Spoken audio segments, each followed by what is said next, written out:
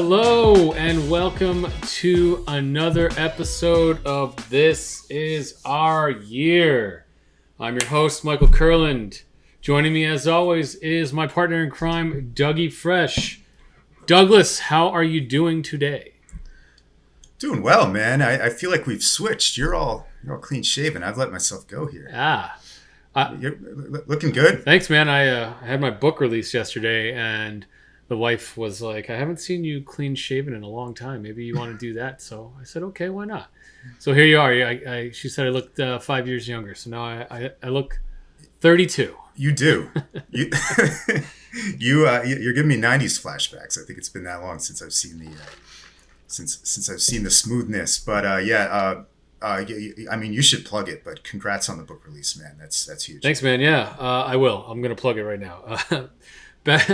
It's called Broken to Better: 13 Ways Not to Fail at Life and Leadership. Get it on your Amazon.com. Yes, and if you pick it up and you say you listen to the show, I'll actually sign it for you. Pay for shipping. So Look at that. Awesome. Well, enough about me plugging, shamelessly plugging my book. What are you drinking today, Doug? That's what the audience really wants to know. I'm going to shamelessly plug a beer I've probably done it already. I was expecting a shipment to show up this week, Mike, and it hasn't yet. So we went to the bottom of the fridge, and I pulled this one out. It's a beautiful can, but I think I've already done it. If not, this is the Zero Gravity. I don't remember Pilsner. I don't remember you ever drinking Zero Gravity, so I think it's good. Oh, sweet. Yeah, they're a really good brewery up in Burlington. This is Jaws. Nice. Czech Pilsner, and it's a nice little beer, especially for this heat wave we're experiencing out here on the East Coast. What's your temperature at today? We've been mid-90s for probably since last weekend. Oh, wow. And I think it's going to continue for another week. Wow. So, yeah, I mean, I usually have the anxiety sweat going on this one, but this might just be real. I'm burning up here. All right. For this episode. So, just getting the pour in here. Cheers.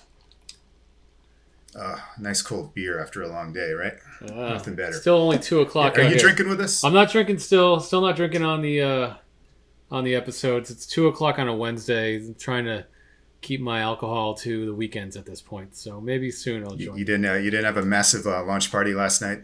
I did have drinks last night, so well, that's good. I am well, feeling the cheers to effects. that. Cheers to that. So Douglas, what do we want to talk about first today? Do we want to talk about the New York Icelanders, or do we want to talk about the New York Metropolitans? So we haven't done this in 2 weeks. It's Wednesday, July 20th. We have a lot to go back over. There are two main things I want to ask you about, because I know there are two main things that you feel really, really strong about. Mike, let's do the hockey first. Okay.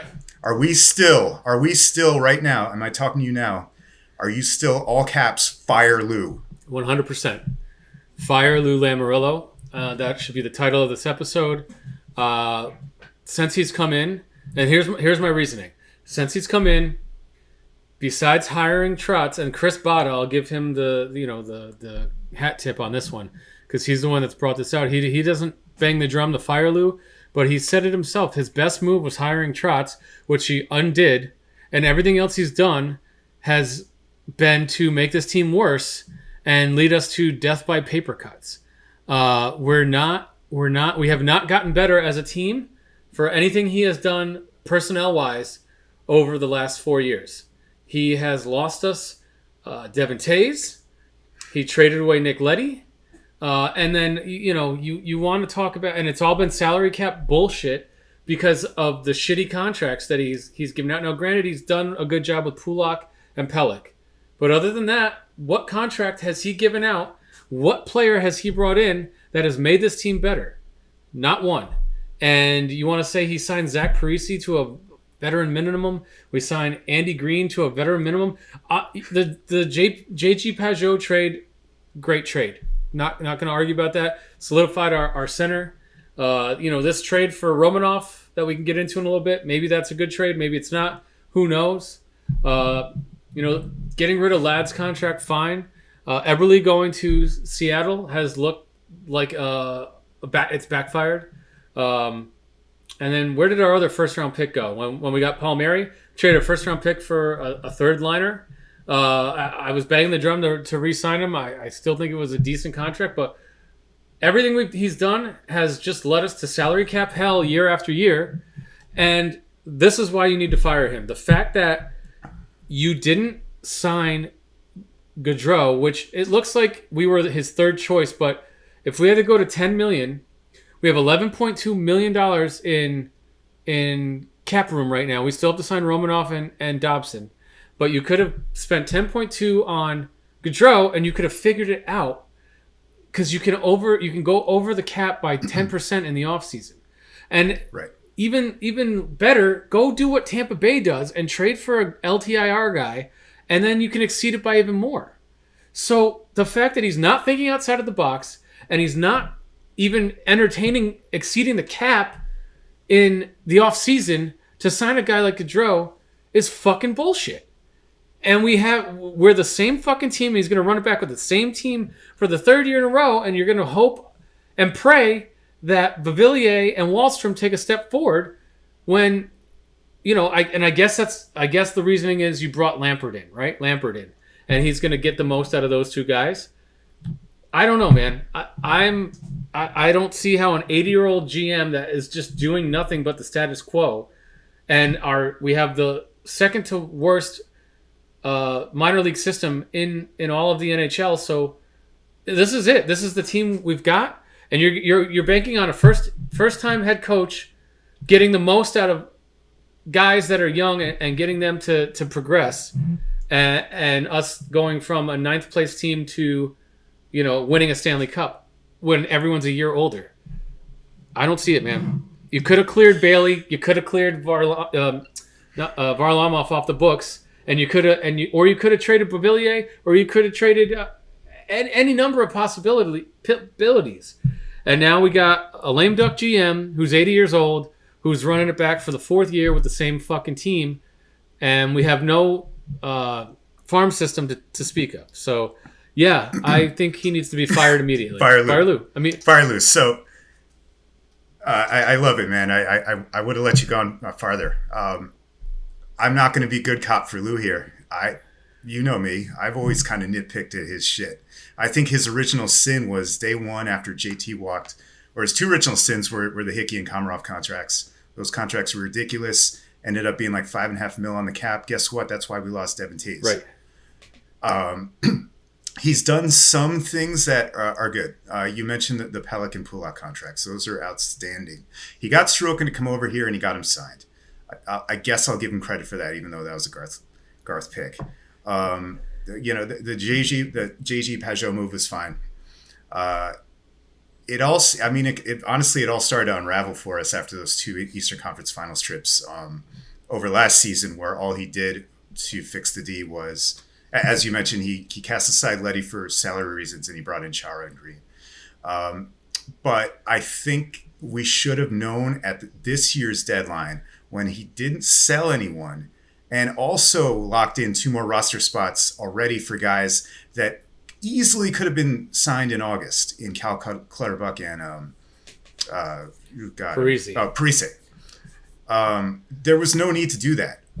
And so when you're going to come out and say, oh, we didn't have the cap room, which you pointed out is bullshit, because we have more cap room than the Devils right now. More cap room than I think most teams. I think they're top 10. And I know that doesn't count the RFAs, but the point is everyone's in the same damn boat, Lou. Right. And other teams are figuring out how to do this. Right. So I've yet to hear a reason why they couldn't at least up an offer for Gaudreau. The news with Gaudreau, and by the way, Gaudreau would have been a perfect addition to this team. Right. There's their number one scoring winger. Right. A goal scoring, which is still a 40 a problem. Goal a year winger. I don't care. He's 27. He's still in his prime. Sure, the last 4 years of that contract are going to look like shit. So are most of these guys. All free agent contracts. Right. So it is what it is. You got to buy now. Our window closes probably at the end of this year, maybe the end of next year, right? But here, let me take it one step further, and I don't want to cut you off, but this is also why Lou needs to be fired. We said we needed a new stadium. We said we needed a stable ownership. We said we needed a stable GM to come in. Guess what? We have all those fucking things. Yep. And you want to say Long Island's not a destination? That's fine. The GM's job is to land the free agents. How many free agents has Lou landed since he came in? How many, Doug?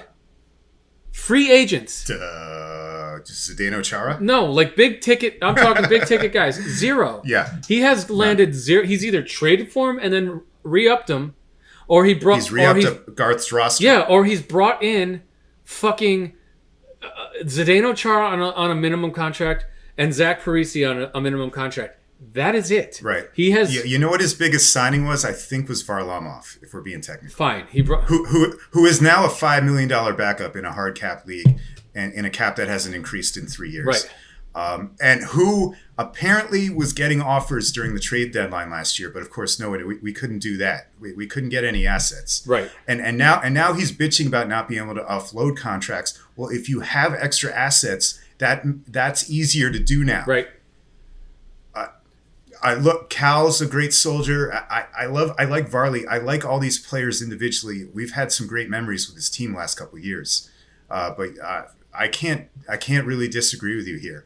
And I think all Islanders fans are in our mindset right now where we're pretty much exasperated. Yeah. I mean, look, Gaudreau was about to sign with the Devils, right? And then the Blue Jackets came out with like the big money or something. They offered less than the Devils. They offered him less than the right. Devils. That's what I'm getting at, and I think, not too much disrespect to the Devils, but like, why would the Islanders not be able to compete with them, or the let alone the goddamn Blue Jackets? We lost him over. At the end of the day, if we were a close third, right, and it was money, and let's just say money was the driving factor for him coming here, we would have had to have offered the most money. So let's assume we would have had to have offered $10.3 million. We offered 9.2. So you're telling me for $1.1 million a year, which is basically Parise's contract, which is basically, Ross Johnston. You couldn't have buried him in fucking Bridgeport and been equal? Give me a fucking break. Right. It's not. The problem is that, like I read somewhere else that, Lou plays by the books and he's very high integrity. And I appreciate that. So he didn't wait. He waited until midnight to call everyone, and when everyone else was calling at 11:59 or whatever, that's fine. But you're going to tell me you're not going to. So where I'm going with this is, are you not going to go for an LTIR trade, like, because you think it's not integrity? I mean, everyone else in the league fucking does it. So offload, a 7th round pick up someone's fucking LTIR cap hit, and add that on so that we can exceed the cap, because there's a window closing here, and you're going to run out this window very soon. Very soon, at least with the forward group, right? And by the way, the whole, I'm sure the whole league tampers a little bit. There's always light tampering. Right. I know Lou loves to like the culture and all that shit. Like, I have everybody clean shaven. What if he told Gaudreau, "Hey, we're going to sign you to this deal. You just can't say anything till September," which is rumored. And he's like, you know what? Fuck that. Right. Like, I could see him doing that. Like, that shit works on like Zdeno Chara or Zach Parise. Like, fine. Like, remember that last year? Like, we didn't know who was on the team until. You're saying he said up, you right? can't. He said he told Gaudreau, "We'll sign you, but you can't announce it so that they don't have to exceed the cap." We're not going to announce it until we figure out our RFAs and the rest of the cap. And I think that's like a Lou policy. And it was kind of like shits and giggles last year, like, haha, like, and everybody's making like Godfather comparisons, like, don't cross the Lou. But now I think the fans are turning on him. You have. I was I mean, all for Lou, because he did what he wanted to do, which was stability. But he has. It's death by paper cuts. There's no other way to describe it. We have slowly gotten worse as a roster. We've gotten older, and we have not injected any youth. And so you're telling me, okay, now we've re-signed Sebastian Aho, and we're going to run it back with Aho and Salo as our 6th left-handed D to pair with Mayfield. I'm cool with that if Salo is the guy. I'm cool with Salo Mayfield. Yeah, but if Aho is the guy and Salo's the guy sitting on the bench, we got a fucking problem, Doug. If we're just going to graduate people year over year and not let the guys with actual more talent, man. I don't know. Let's not spend time on it. But the Aho thing is a head scratcher. I don't know if you saw they signed Hutton for 3 years Yes. too. Like Hutton might jump up. I think Hutton is the long-term replacement for Mayfield. I think we're going to let Mayfield walk after this year, and that's fine. Yeah, no, that's a good call. All right, let's get in the here and now. They've signed exactly 0 people. Right. The only NHL team who's done that, by the way. Yep. They've added nothing. Yep. They did make that move, number 13 overall for Romanov. At first, I was like, "What the fuck?" But the more I read about it, it's a decent gamble. Yeah, I think it's a decent gamble. He's not proven, but he's 22. He can hit. He can skate. I have a feeling we're gonna like this guy if he's not a total fuck up. I think what we got in Romanov was a guy who complements Dobson's game pretty perfectly. Right. He's what we wanted in Chara, except Chara was 44. If we had gotten Chara seven Right. years ago, so he's not Chara's height, but he's a big hitter. He can skate pretty decently, and he can get the puck out of the zone, and that's Right. what we want. So as a stay-at-home guy that can pair with Noah, that's a lefty shot, and he's got a booming shot. I think eventually. Yeah. Yeah, he does. I think eventually they pair. I wouldn't be surprised though if you see Lambert kind of switch it up, and of course I'm like blanking on left and right, but that would mean what? So it's Pulak, Dobson, and Pulak, Mayfield. Dobson, and then Pelech, Romanov. No, top 4. If you break up the 2 Ps. So it would be Pulak and Romanov and Pelech and Dobson. Right. Okay. Anyway, fine, great. That was the start to like the draft weekend, right? And there were rumors about JT Miller. Yep. Right before that. Okay, that didn't work out. We had the whole Gaudreau thing. Didn't work out. That obviously went to shit.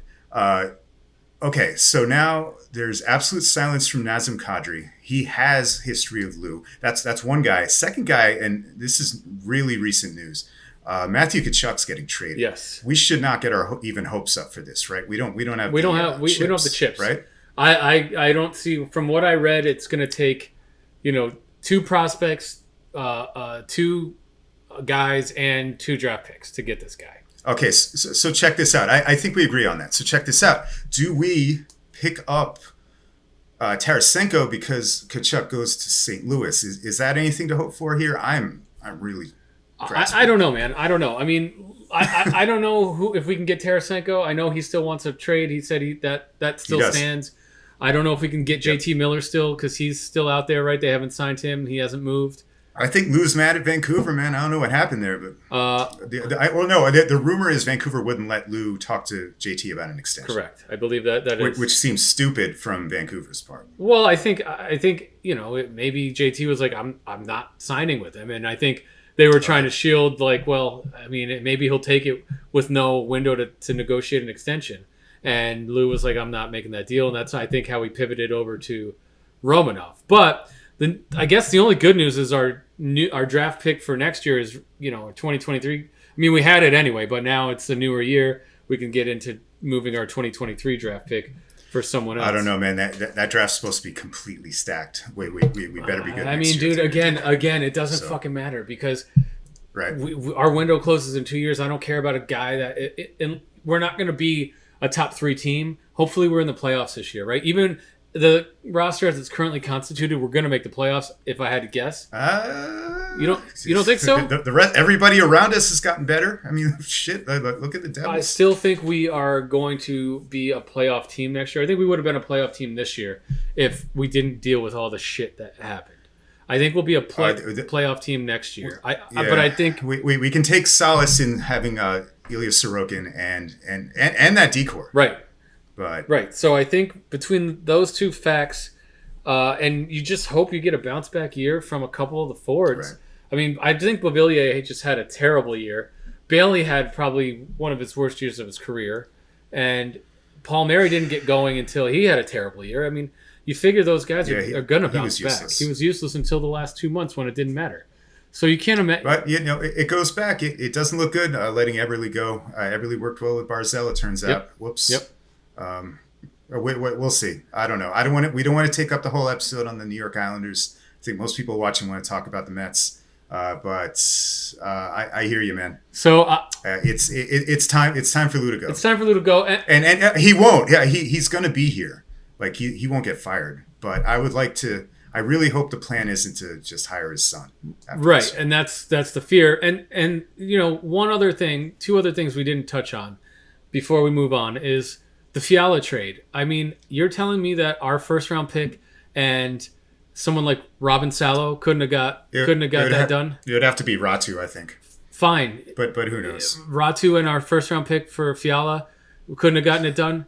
And then you look at what Ottawa gave up for DeBrincat. You're telling me we couldn't have got that done?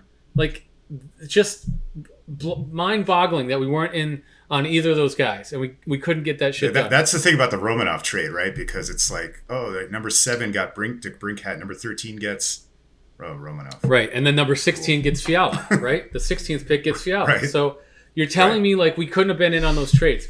Are you making those calls? No, it looks inept. It looks inept. It looks like a man who is stuck in his ways that's not forward thinking. Yeah. And things that were the league.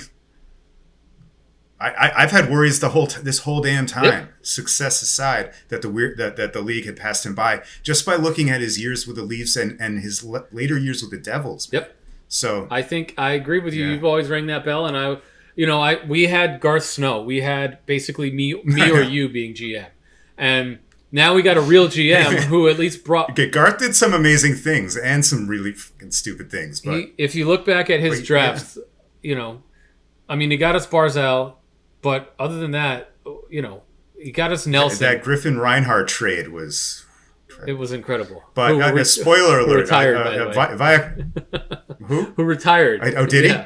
Oh shit! You know what? I'm going to double up Viacone. Okay. That's a hint for later. Yes. But anyway, man. It would be cool if Malkin, the owner, kind of pulled the plug on this. He's not going to. Every time he got interviewed. Every time I. Go ahead. I hear the word. Every time I hear Barry Trotz, I get kind of a little annoyed again. Malkin came out and basically said we trust Lou. Even this was within a week, the past week. I know that Ledecky statement. Sorry, Ledecky. Yeah, we trust in Lou. Yeah. Malkin he's the silent partner. He doesn't do anything. Ledecky's the guy, right? Right, but he's the money man. Yeah, I don't know, man. I mean, maybe Kadri maybe he did agree to not say anything until September. Yeah. How would you feel about that? But the thing is, how would you feel about that? The thing is, I need to see the contract because he's 32. He's already had his best year. I guarantee you, he's had his best year in his career. So. If they're giving him 7 years, man, I'm probably not going to. Well, I'm going to tell you right now. If we sign Kadri, he signed for 7 years. Yeah. He's got a 7-year deal. So put that aside. Let's say he signed for 7 years. Maybe we got a little discount because him and Lou, right? Maybe you say we got him for 7. So who are we moving to wing? Probably him, right? It has to be Nelson, right? No, probably him, right? Aren't we going to put Kadri on the wing? With Barzal? I guess, right? And then it's him and Beauvillier and Kadri on the first line. Half of me is intrigued by that. The other half of me is dreading what the contract's going to be because we're already. Dude, you actually set me. Set me on this path very recently when we talked about the Mets. Right. It's not our money, so don't worry about the contract. It is what it is. Oh no! I don't give a shit about the money. We have no prospects, and our hands are going to be tied on it.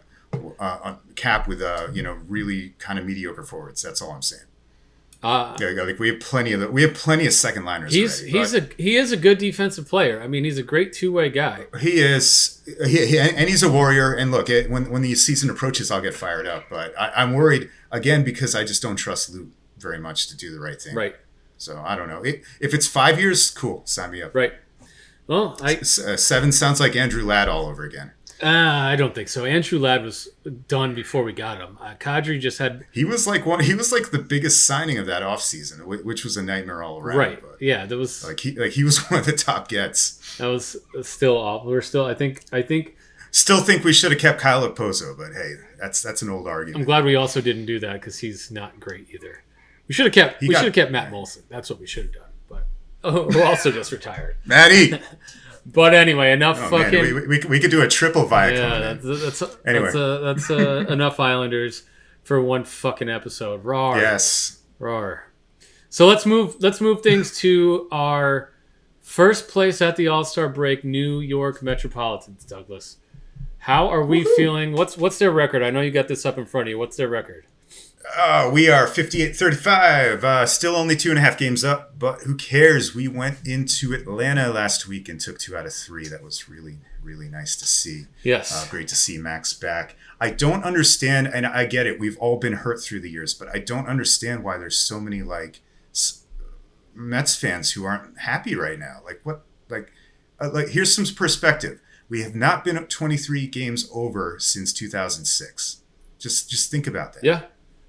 I am not upset. I think that Atlanta is a very formidable team. Yeah. They are the reigning champs. What do you expect them to do? Just roll over and both teams are going to the playoffs. Right. We have the toughest division in the entire league, and we're winning that division. We have the fourth. I want to say we have the third or fourth best record in all of baseball. Right? It's the Yankees, it's the Dodgers, and I think we're fourth overall, second in the NL. Yep. And Houston. And those are all, Houston gave us a taste of our own medicine. They are a very, very, very good team. We play the Yankees coming up here, in the next week or so. So we'll get to see how we fare against them. I think if I'm Padres, then Yankees.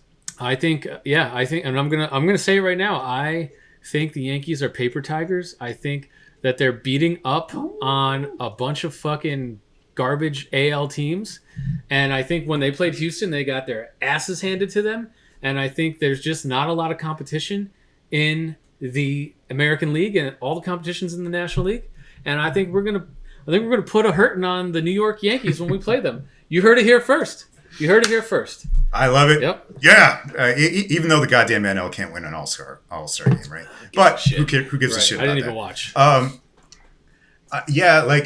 the way, please send your Yankee fans. Please send your hate mail to us. So we love it. Yep. Just to keep or questions. We'll talk we'll about read them on air. air. We'll read them on air. But dude, so the Mets are having a really, really, really good season, guys. Without Jacob deGrom, half the time without Max. Yep. And Pete Alonso is having his best season ever. Obviously, he's probably your MVP. But hey, let's give some shout outs. Who are some of your favorite or just who do you want to shout out so far for the first half? Let's have a little halftime celebration. Yeah, so call out some guys. So Pete Alonso is my the NL MVP in my opinion. Oh, you're going out on a limb. No, I'm not, but he's leading the league in RBIs. Is that correct? The National League in RBIs. I believe so. Yeah, and he's hitting in the 280s. That guy is just playing incredible baseball. He didn't win the home run derby. You know what? I don't care. The 2 years we won the World Series, we didn't win the home run derby either. So, it's all lining up. Right. It's all lining up. Yeah, he'll be back next year with a vengeance. I think so. I think he really gets into that shit. I think so. He's a fan favorite. What's not to love about Pete Alonso?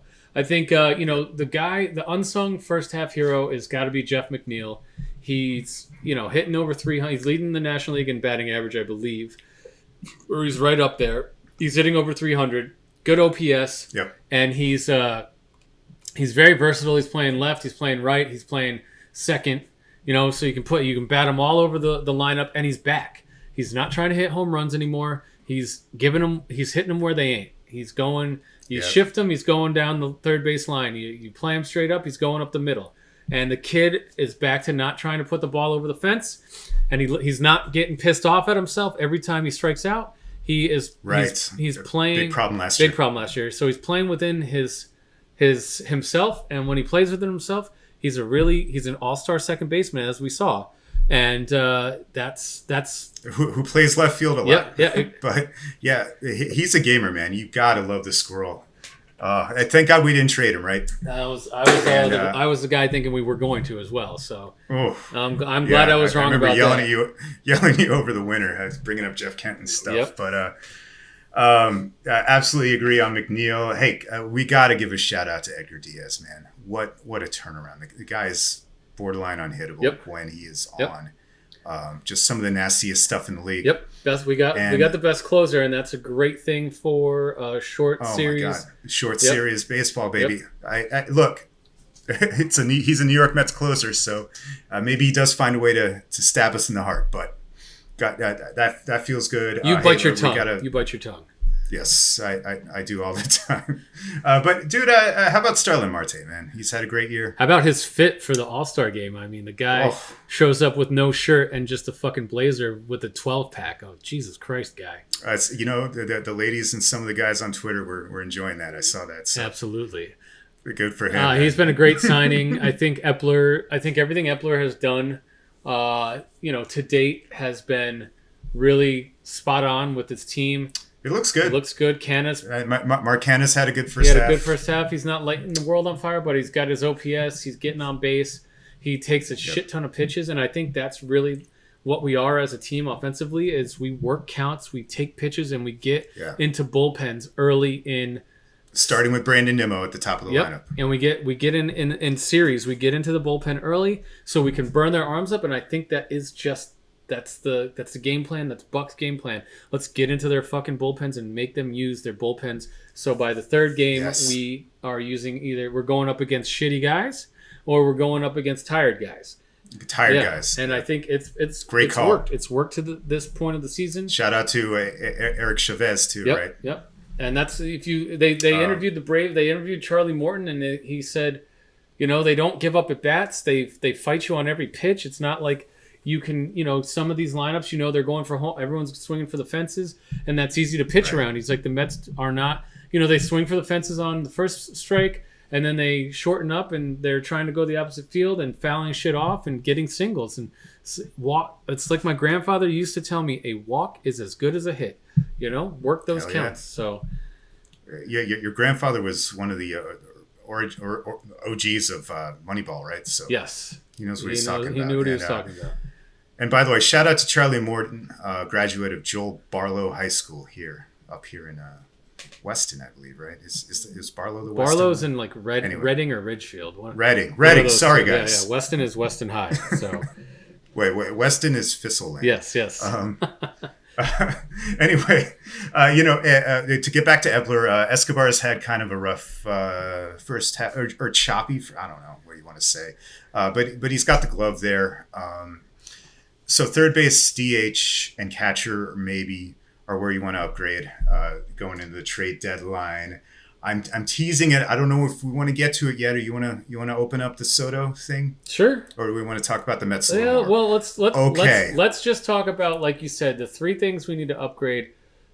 Possibly upgrade there's four things. There's catcher, DH, and third base, possibly, and then bullpen. I think our starters are good with Max back, and Jacob looks like, he had a little setback, but I think it was just overly precautionary. Nothing's little with him, but sure. And we got him coming back hopefully within 2 weeks. McGill coming back hopefully within a month, and everything's looking good. Walker's pitched lights out this year so far. Carrasco's been steady, so we really. Oh yeah, I wanted to give a shout out to Walker. I think he's undersung. Mm-hmm. 2-point-something ERA, kind of robbed not being an all-star. So I would give him best starter of the first half. 100%. Yep, he's been a rock. And I thought he's going to have a couple. He's had a couple of rocky starts, but it's only been like one or two. Yeah, I was a skeptic on Taiwan, so he's making me eat my words. Yep, and I'd love to get him re-up for next year. I think he's got a player option that he's probably going to opt out of. We're going to get to the re-ups with the Soto talk, but yeah, you're right, man. And yeah, bullpen, Drew Smith seems to be scuffling a bit. Lugo, we haven't had Trevor May, but if you look at the numbers, they're one of the better bullpens in the league somehow. So when we're like when we're finding problems, we're nitpicking here, man. This is a good goddamn baseball team. It's a good baseball team. That's it. It's a good baseball team. So let's talk about the big thing that's coming up. It's a trade deadline, right? We got what do we got? Like 11 days? Is that right? Yeah. August 1st? Is it July 31st or is it August 31st, the trade deadline? Well, so everything's waivers in August. Stuff can get done in August and usually kind of does, but the big deals, like Juan Soto isn't getting traded in August, I don't think. I thought they got rid of that, though. I thought... did they? My bad. Yeah, so it's August. The MLB trade deadline is August 2nd at 6 p.m. So Oh, it's Yeah, August but you 2nd. can't. Okay. I don't think you can do waivers anymore. I believe that got eliminated, so it's just Oh, straight to wow. August 2nd. That's it. No more No, deals. no more like last minute Addison Reed ad or anything like that. No. I think they got rid of that like Oh. a year or two ago. So Okay. so August 2nd is coming up here in what, like 2 weeks, Doug? Less than that, Yeah, 12 man. days. So everyone, the big elephant in the room is Juan Soto turned down a 15-year, $440 million extension from the Nats. He's got, For good reason. yeah, well, he's going to get more than that on the open market. Right. And the Nats have pretty much come out and said they're going to deal him, and he's a free agent after next year, correct? So he's got Yeah, it's 2020 after 2023. So he's got one more year of control after this year, I believe. He's 23 years old, I'd say he's probably the top right fielder in all of baseball. And I think he's the top 3 player, honestly. yeah, I do too. Top 3 player in all of baseball, and he's only 23. Right. And the Nats are looking Right. to move him. So, Nats got new ownership coming in. They're in last place, and they've resided themselves to moving this guy because they're not going to sign him, and they're going to get the king's ransom. The most they're going to get is at this year's trade deadline because he's got a year of control, Right. and it's the in-season move. It's not the off-season. So, the suitors are already lining up. Every single team in baseball should be interested in this guy for the most part. Every single team, like Kevin Durant, every single team should at least think about what they can do to get him. Right. Right? I mean, yes, and if you're Kansas City, maybe you can't sign him. Okay, whatever. But every team should at least be thinking about it. But if we're talking about in season this year with the chips to make this work, what's it going to take? It's gonna take Francisco Alvarez. It's man. And more. It's gonna take So- Francisco Alvarez and more. Let's back up. The Mets definitely have, or I guess they have the prospects, right? Overall, their minor league system isn't that great. Although they by the way, they just had a great draft. We could talk about that a little later. And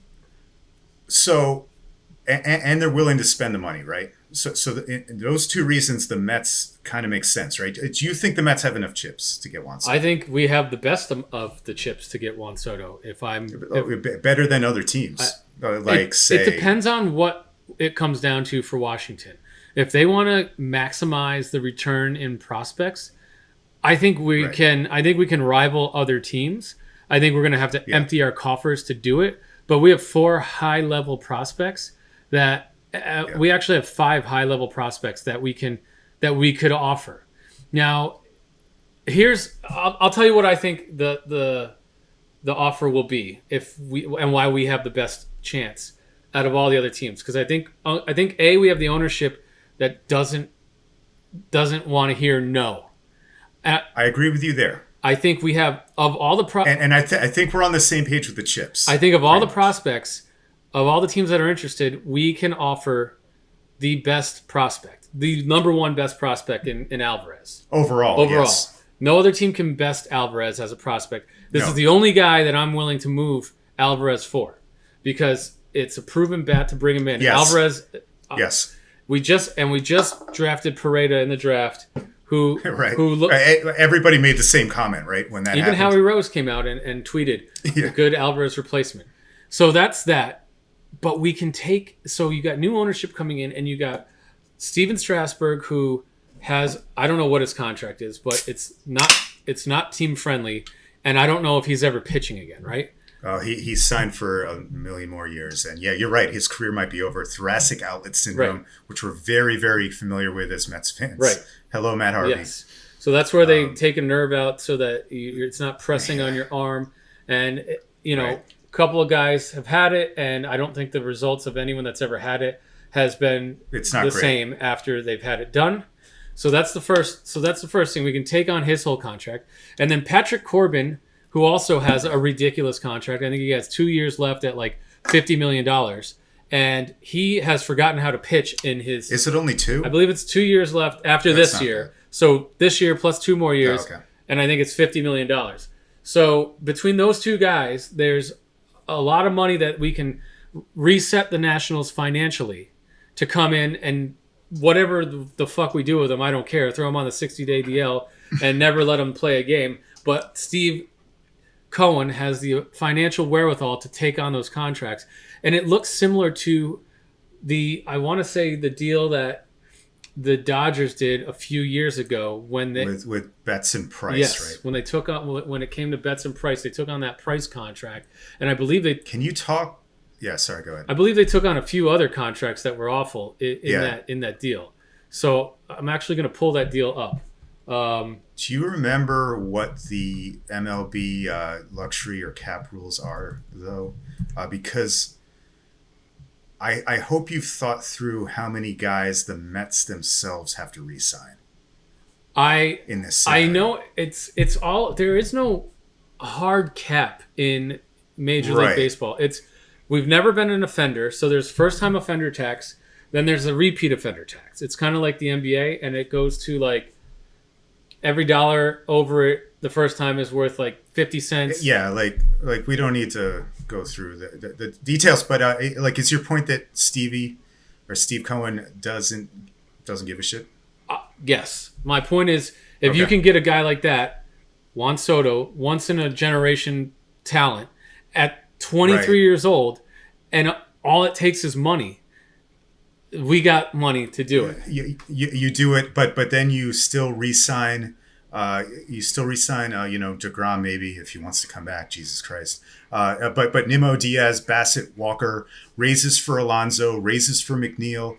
There's going to be a lot going on in terms of money going around with the Mets. I don't think he cares. I haven't gotten to the reason why I don't think this trade's going to happen yet, because I kind of agree with you on all this. I just want to bring it up. Like, so let's get finished with what I think those two things. Right. I think we can offer them also JD Davis and Dom Smith, who are controllable Major League ready players. Davis can go in and play a left field or DH. I don't know who their third baseman is. I don't think they have. Do they have Mikael Franco? I don't remember. I think Mikael Franco's. Matt might remember. I think Mikael Franco's playing third base for him. I don't think he's like the end all be all. And then they're trying to move Josh Bell, who's their first baseman. And I think Dom can slide in. Your boy? Yep, can slide in and play first for them. Those two guys are controllable for the foreseeable future. You can give them Alvarez, and then if it takes Beatty, it takes Mauricio, it takes Vientos as well to get it done. I don't think it would take all of that if we take on all that salary. I think we can reduce. I'd hope not. Right, I think we can reduce, but I think we have the chips between all of that we just talked about, and Matt Allen as well, even though he's coming off Tommy John. We have the chips. We have the Major League guys that could move to them and play immediately, and we can take on an exorbitant amount of money. And I think we have an owner that's willing to do all that. So I think we have the best option. Those are all great points. And if that's all that mattered, I think we're the favorite. So I think it depends on how many teams can do the same thing that you just went through. Because here's why I don't think it's going to happen. And Max Scherzer is on record saying that the Mets or anyone in the NL East was an option when they were looking to deal him last year. I know it's kind of different scenarios, but I'm not sure the Nationals trade Juan Soto to the New York Mets. That is the one thing that is possible for this not to happen. And I agree with you it's an option, but I don't think there's any team out there that can do everything that we just said. I don't think the Yankees are willing to take on that much salary. I don't think that maybe the Dodgers are the only other team that are. I would never count out the Yankees. I don't know. The Yankees have not shown a propensity to spend over the last 5 years. They've been way more budget conscious. They're good at drafting. They do have to pay Judge, so I guess that's. I don't see the Yankees doing this deal. I do think the Dodgers are the one team that would rival us in being able to do what I just talked about. But if we want to compete, this is the kind of move. Oh God, no! This is the perfect move. This is the kind of move. This is a once in a lifetime deal right here. It's a gift from God. Right. Yeah. So if I'm Steve Cohen, I am grinding Billy Epler and Sandy Alderson to get this done. I don't care if we got to pay an exorbitant amount more to get it done because we're in division. Do it. We have to offset another contract. Do it.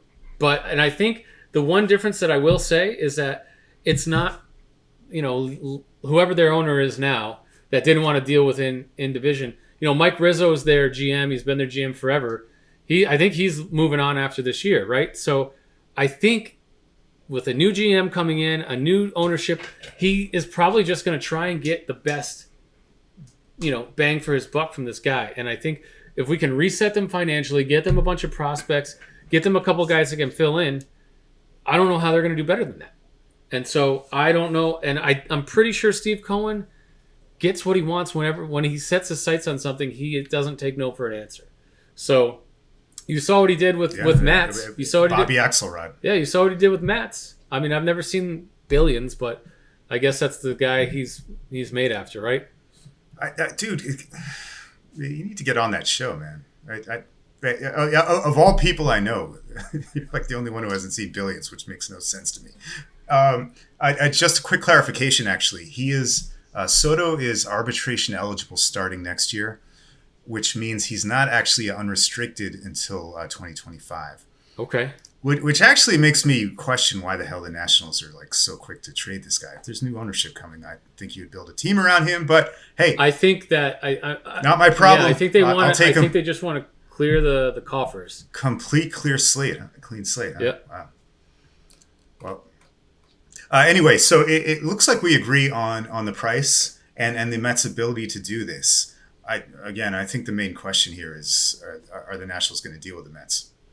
That's the only thing we got to figure out. And if you're looking for the best deal, then I don't think anyone can match us deal wise.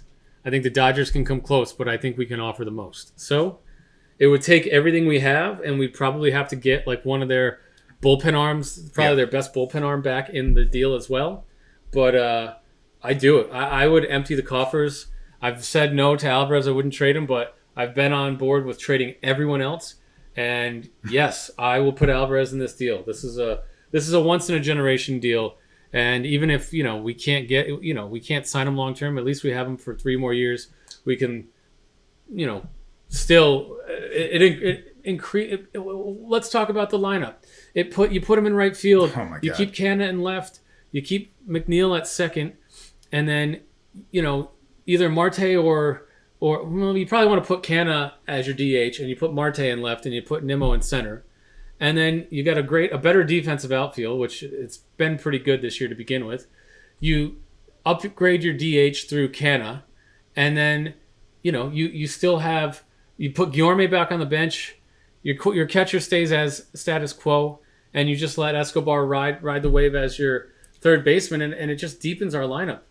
Oh my God! Especially this year, right? Just be an incredible lineup. I mean, you're talking. You either bat Soto third, or you bat Alonso third and Soto fourth, Right. and then whoever you bat, you probably bat Marte fifth at that point, right? Or you, dude. I would think about bumping Lindor down. Yeah, you put Lindor fifth, whatever the case may be, and you got yourself a murderer's row. You hit McNeil sixth. Canna seventh, and then you got Escobar and whoever's catching eighth and ninth. It doesn't even matter who's catching at that point. Exactly. So I'm all for this, and I think we got the chips. And I would any other year I'd say we don't even have a chance. I think we have a chance. I think we have a real big opportunity here, and if we can make this happen, we make this happen. No argument. Right. That's well said, right. Man. I don't even know what to add. This is a once in a decade opportunity, right? Or once in 20 years. This is bigger than Piazza. Yep. Right? Oh yeah, this is like Mike Trout or Ohtani becoming available, and you pay what you got to pay to get it done. This is similar to when the Dodgers got Betts.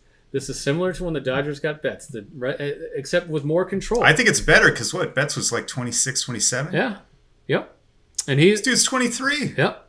You get this done if you can get it done, whatever it takes. Whatever it takes, Doug. So. Hey, we had this conversation. I couldn't imagine trading Alvarez for anyone.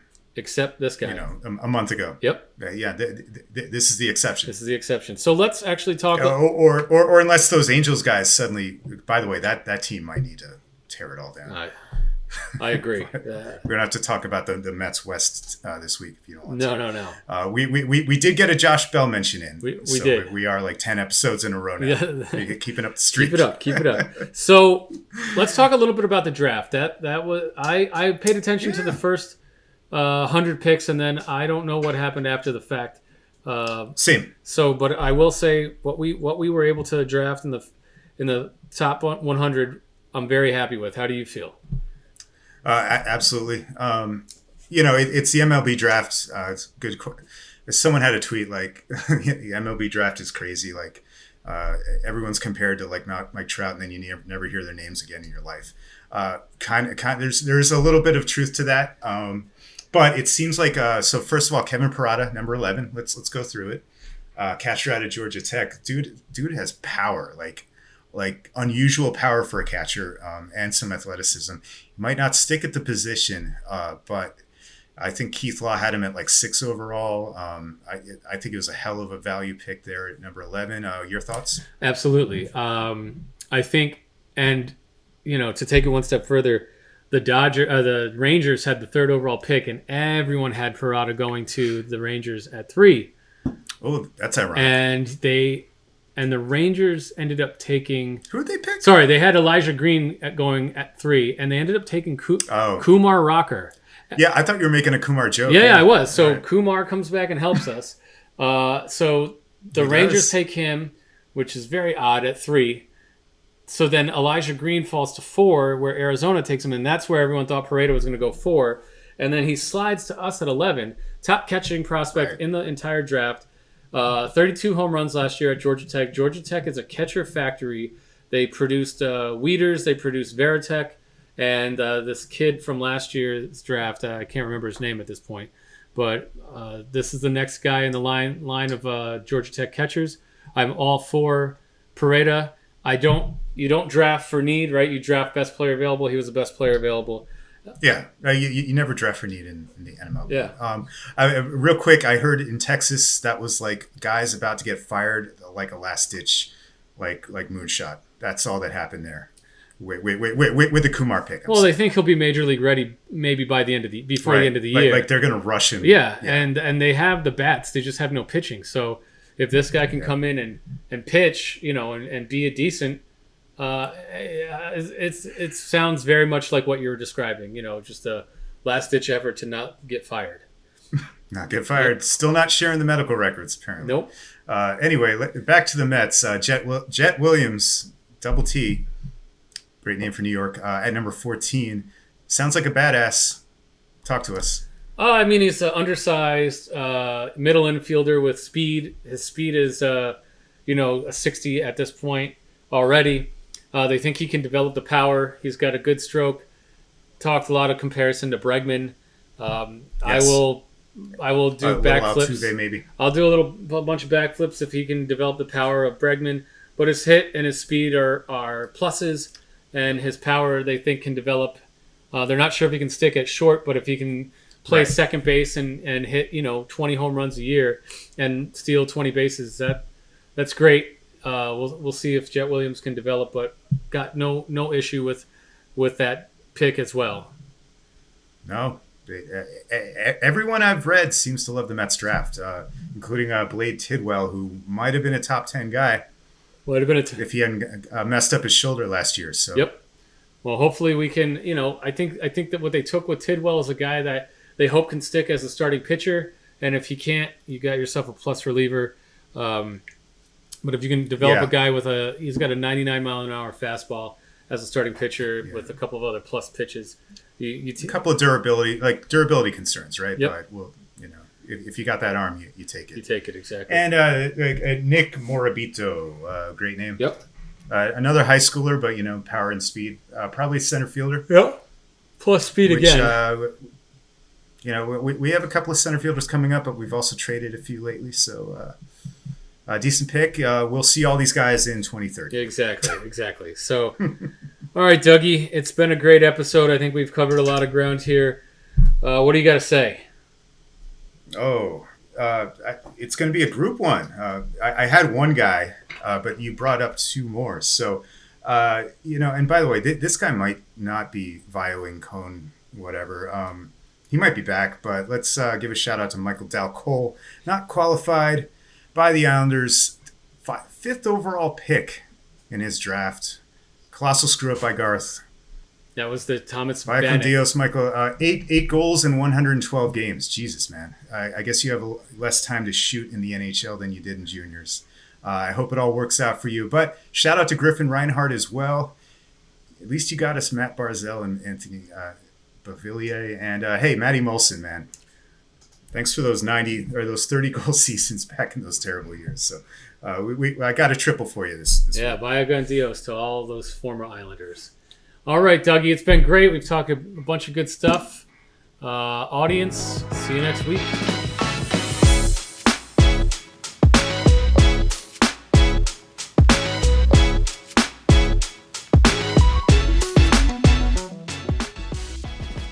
Produced by Heartcast Media.